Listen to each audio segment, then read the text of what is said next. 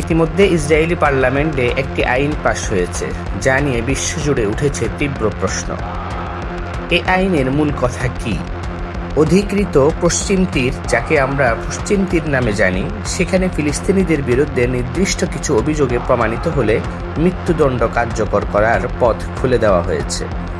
কিন্তু প্রশ্নটা এখানেই, একই ভূখণ্ডে একই অভিযোগে অভিযুক্ত যদি ইহুদি বসতি স্থাপনাকারী হয়, তাদের ক্ষেত্রে এই আইন কার্যকর হবে না। অর্থাৎ একই জায়গা, একই অপরাধ, কিন্তু বিচার আলাদা। এই আইনের বাস্তবতা অনেকেই বলছে এটা শুধু আইন নয়, বরং একটি স্পষ্ট বৈষম্যের উদাহরণ।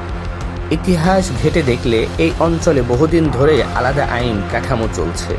ফিলিস্তিনিদের জন্য সামরিক আইন আর ইহুদিদের জন্য বেসামরিক আইন। ফলে বিচার ব্যবস্থাতেই তৈরি হয়েছে এক ধরনের বিভাজন।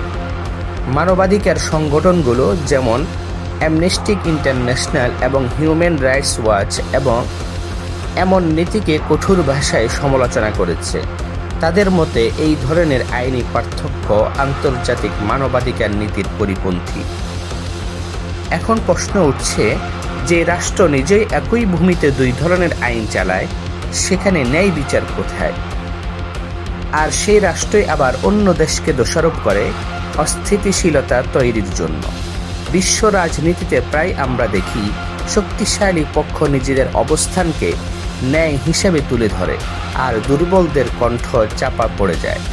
এই বাস্তবতায় দাঁড়িয়ে প্রশ্নটা থেকেই যায়, এটা কেমন আইন, কেমন বিচার, আর কেমন সেই সভ্যতা যেখানে মানুষকে পরিচয়ের ভিত্তিতে আলাদা করা হয়? একই মাটিতে দাঁড়িয়ে একই অপরাধে যদি একজনের জীবন শেষ হয়ে যায় আর অন্যজনের জীবন নিরাপদ, তাহলে সেটা কি বিচার বলা হয়, নাকি এটা এক নতুন রূপের অন্যায়?